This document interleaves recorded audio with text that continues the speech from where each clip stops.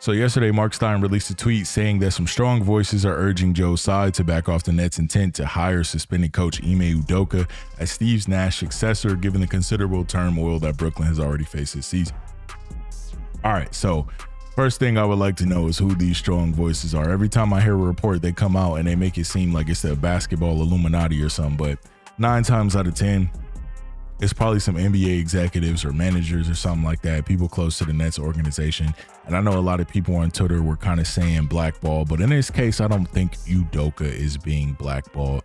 But of course, as always on this question, this channel, we always want to ask questions. And the first one I have is like, what are these strong voices? What do these people know that we don't know? So when this situation first happened with Boston, we already know that Boston was very vague about the details concerning the investigation and what they found.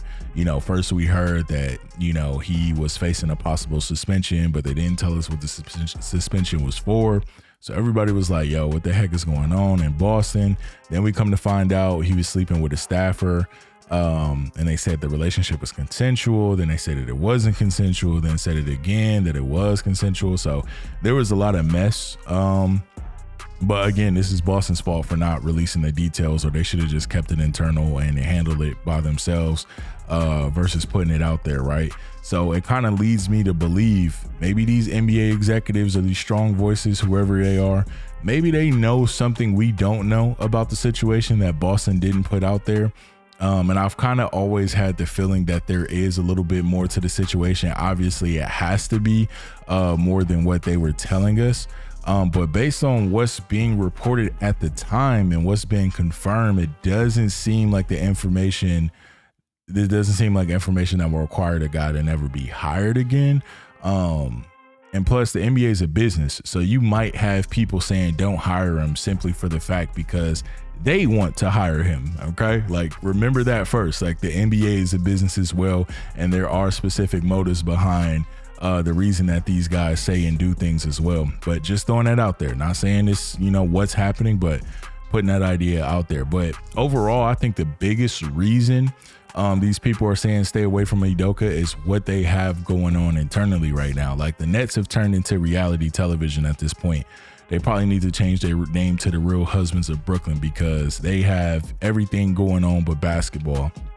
But you know what I'm saying? They got the situation with Kyrie. They got a lot of focus on. And I think adding Udoka is going to mount to that drama. It's not even do I think, it's going to mount to that drama. Because when you start to think about it, right? The reporters, they're going to have very strong questions. Like he's going to have to answer some messy questions as well. In his press conferences about the situation. And you have to remember, like, these are journalists. So they've been probing, they've been doing their homework. So they're going to have some info that we may not potentially have, which is going to lead to some crazy interviews, some crazy revelations. Because what I think is going to happen is, like, if Boston does let Udoka go and get this job, that's when I think they're going to release every single detail about this situation. And I think it's going to make Udoka potentially look worse. And then it's going to be like, it's going to make the Nets look bad too. Cause it's going to be like after this tweet, well, they told you not to hire him, but y'all still did. And now you got to deal with this. You know what I'm saying? So it's going to be a media circus again. Like it really is. But then also we got to realize what Udoka is going to be facing. Like it's not going to be easy. It's going to be an uphill battle for him as well. He's going to be under constant scrutiny while he tries to perform his job. So you got to ask how much of that will affect the locker room and his ability to coach like he did in Boston. But he seems like a poised dude in those situations. Can't say that for other aspects off the court.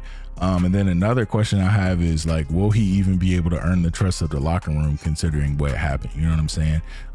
Like what these guys are going through right now, what they've been going through with James Harden, what they went through with Kyrie, they probably like, nah, people got to earn our trust first. Like you got to work for that. You're not just coming into the fold and we trusting you, yada, yada, yada, so on and so forth. But this whole situation is just fishy. And then like Marcus Smart said it, he's like, it makes no sense. And I don't think they are trying to blackball the guy, but the Nets would need to consider if this would make their situation better outside of just playing with winning basketball, which is their ultimate goal. But yeah, man, I'm not going to drag it on. Let me know in the comments. What do y'all think? Should Brooklyn hire Ime Udoka? Don't forget to subscribe. Until next time.